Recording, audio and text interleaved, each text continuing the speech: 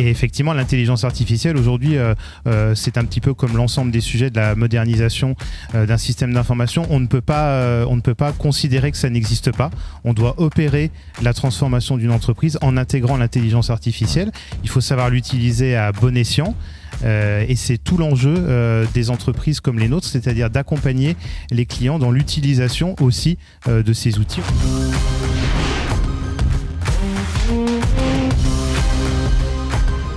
Le 8e congrès de l'entreprise du futur. On est toujours installé dans le studio Okedito, au cœur du Groupama Stadium de Lyon, avec les entreprises qui sont confrontées à toutes sortes de transformations, et la transformation bien sûr digitale. Je ne dis pas en premier lieu, mais enfin vous allez voir qu'elle est fondamentale, bien entendu. Grégory Charignon, bonjour. Bonjour Fabrice. Directeur général d'Apollo. Apollo, qu'est-ce que c'est ? Apollo, c'est une entreprise de services numériques qui a une vingtaine d'années d'existence. À Lyon ? À Lyon, tout à fait. Et aujourd'hui, nous accompagnons des entreprises de la région, mais pas que, puisque nous sommes également présents sur Paris, sur la transformation de leur système d'information en modernisant leur système d'information legacy, c'est-à-dire finalement leur cœur de métier, ce qui sert au quotidien à faire fonctionner le business de l'entreprise. Oui, faire fonctionner le business de l'entreprise. Cette transformation digitale, c'est pas forcément une fin en soi, mais c'est un accélérateur de toutes les autres transformations, que l'on parle du modèle d'affaires, que l'on parle de la transformation environnementale, que l'on parle du volet RH. N'oublions pas évidemment le digital.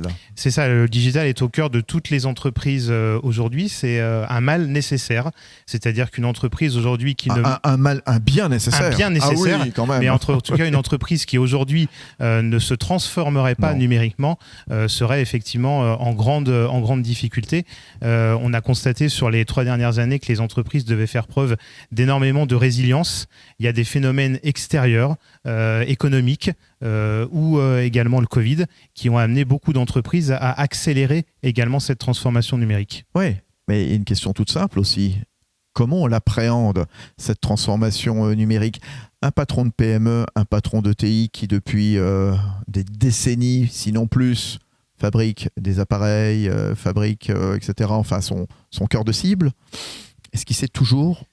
Non, il a besoin d'avoir pour cela une direction des systèmes d'information qui soit très connectée à lui. On voit aujourd'hui que la majorité des directions des systèmes d'information font partie des COMEX ou des comités de direction. Et c'est en mettant effectivement la DSI au centre du business et en ayant une DSI qui soit business partner qu'on peut effectivement faire face à l'ensemble des transformations. Oui, ça veut dire quoi ? Que la gouvernance d'une entreprise se transforme justement pour épouser cette transformation numérique ? C'est ça, c'est-à-dire que on est aujourd'hui confronté à une transformation telle que l'ensemble de l'entreprise, l'ensemble du comité de direction doit être impliqué dans la transformation du système d'information et pas que simplement avoir une vision coût. Voilà, le DRH également doit y être, le directeur des achats également doit s'y mettre. Finalement, c'est un outil essentiel et qui ne doit plus forcément être délégué à quelqu'un d'autre. C'est un réacteur de l'entreprise. Le système d'information est un réacteur de l'entreprise. Ouais.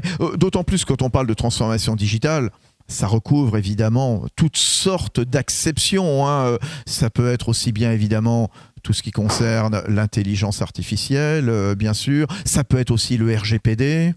Alors, l'intelligence artificielle, on en parle énormément. La cyber aussi. La cybersécurité. On va en parler peut-être. Et effectivement, l'intelligence artificielle, aujourd'hui, c'est un petit peu comme l'ensemble des sujets de la modernisation d'un système d'information. On ne peut pas considérer que ça n'existe pas. On doit opérer la transformation d'une entreprise en intégrant l'intelligence artificielle. Ouais. Il faut savoir l'utiliser à bon escient. Et c'est tout l'enjeu des entreprises comme les nôtres, c'est-à-dire d'accompagner les clients dans l'utilisation aussi de ces outils. On parle de ChatGPT beaucoup depuis quelques semaines, mais il y en a beaucoup d'autres et il y en aura probablement beaucoup d'autres dans les années à venir. Et comment faire pour que les entreprises soient en perpétuelle veille aussi? Parce que tout va vite. La transformation numérique, elle n'en est qu'à ses débuts. Et on a l'impression qu'à tout moment, il y a une nouveauté. Je ne dis pas chaque heure, mais quasiment. Les entreprises doivent être des éponges. En tout cas, c'est notre conviction chez Apollo. On a également, nous, décidé de faire rencontrer nos clients. On a créé notre propre club de DSI. Ce club des DSI permet en fait d'infuser des idées qui peuvent être les nôtres, qui peuvent être celles de nos clients ou celles celles de nos collaborateurs, de manière à avoir le maximum d'idées, le maximum d'informations pour opérer ces transformations. Et là, on est vraiment au cœur de cette notion de communauté chère à l'entreprise du futur, justement, de faire se rencontrer, partager des expériences quelque part, et ce club des DSI, on est un exemple. C'est ça. Une entreprise, elle doit être résiliente, elle doit être en mesure de faire face à un ensemble d'événements extérieurs qui peuvent arriver, et sans forcément d'ailleurs qu'on les ait prévus. Ne pas rester statique, ne pas être dogmatique, ne pas penser que ce qui fonctionnait avant doit fonctionner aujourd'hui et fonctionnera demain. Ça, c'est pour nous quelque chose qui est vraiment au cœur de nos réflexions. Et avec le comité de direction d'Apollo, on est en sans cesse remise en question de nos process, de ce qu'on doit faire mieux pour faire en sorte que l'entreprise soit résiliente. Grégory Charignon, parlez-nous de la cyber. Est-ce qu'on peut considérer aujourd'hui, en ce milieu d'année 2023, que c'est la menace essentielle? C'est une des menaces essentielles. On voit qu'aujourd'hui, les guerres ne sont pas forcément que des guerres physiques. Il y a des guerres cyber criminelles. Effectivement, les entreprises doivent aujourd'hui se doter d'un système qui soit le plus sécuritaire possible. Et c'est pour ça que je disais tout à l'heure en introduction que quand une entreprise modernise son système d'information, elle doit intégrer une politique de cybersécurité extrêmement élevée. Est-ce qu'il y a vraiment une prise de conscience chez les dirigeants de PME, de TI, de cette menace? Pas suffisamment. Ouais. Pas suffisamment. Clairement, beaucoup de patrons d'entreprise réagissent face à ça, plutôt qu'anticipent. Et c'est une fois que l'accident ou que la faille de sécurité est arrivée que les patrons réagissent. Trop tard. Et c'est trop tard.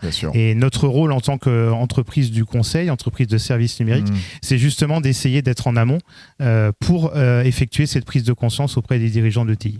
On l'a vu et vous nous l'avez très bien expliqué, Grégory Charignon, donc ce besoin d'IT, ce besoin de formation. Et d'ailleurs, au sein d'Apollo, il y a un pôle de formation qui s'appelle Sparks, qui est en pleine croissance, bien sûr. Vous arrivez à recruter, vous, des collaborateurs, suffisamment de collaborateurs dans ce domaine qui grossit jour après jour? Oui, nous y arrivons. Ce n'est pas simple tous les jours, mais nous avons choisi de nous doter d'une équipe structurée, performante, pour atteindre ces enjeux de recrutement. Il n'y a pas que les enjeux de recrutement, il y a aussi les enjeux de fidélisation, bien sûr, qui sont très importants, parce que recruter et ne pas garder, ça n'a aucun intérêt dans notre métier. Ça passe par une politique événementielle très dense chez Apollo, par des systèmes pour séduire. On réfléchit actuellement à des systèmes de fidélisation également qui permettraient à nos salariés de se sentir encore mieux dans l'entreprise et de rester le plus longtemps possible avec nous. C'est parfait. Grégory Charignon, merci beaucoup. Merci, le directeur général d'Apollo. Mais l'exercice, il n'est pas terminé puisqu'on est dans le studio d'Okedito. Et quand on parle d'Okedito, voici Noémie Tillemont. Chez Apollo, est-ce que vous êtes plutôt physique ou digital ? Alors, de par notre métier, on est forcément digital puisque nous accompagnons des clients sur leur transformation digitale. Pour autant, on ne peut pas se passer du physique. Nous interagissons avec des humains. C'est le cœur de notre métier, c'est notre quotidien. Donc, je dirais un peu les deux, mais bien évidemment une force digitale très importante. Chez Apollo, sur quoi est-ce que vous vous concentrez ? Le new biz, l'acquisition de nouveaux clients, ou la valeur vie client, l'entretien des clients existants, la fidélisation, la reconduite, etc., etc. Apollo est une entreprise en développement, donc bien évidemment nous cherchons à conquérir de nouveaux marchés. Nous avons aujourd'hui à peu près une quarantaine de clients, donc notre objectif est bien évidemment d'aller chercher du new business, mais d'aller chercher du new business vers des clients qu'on va pouvoir capter dans la durée, puisque notre intérêt n'est pas de faire du one shot, mais vraiment du business long terme avec nos clients. Dernière question, Apollo, si Apollo était un sport, lequel serait-il ? Je vais inventer un sport. C'est le marathon collectif. Le collectif, c'est indispensable dans notre métier. Quelqu'un qui voudrait réaliser seul l'atteinte de ses objectifs n'y arriverait pas. Et le marathon, parce que on est en perpétuelle course vers l'atteinte de résultats, et c'est une opération de longue haleine. Eh ben, on l'accepte. Il est validé. Merci beaucoup. Merci.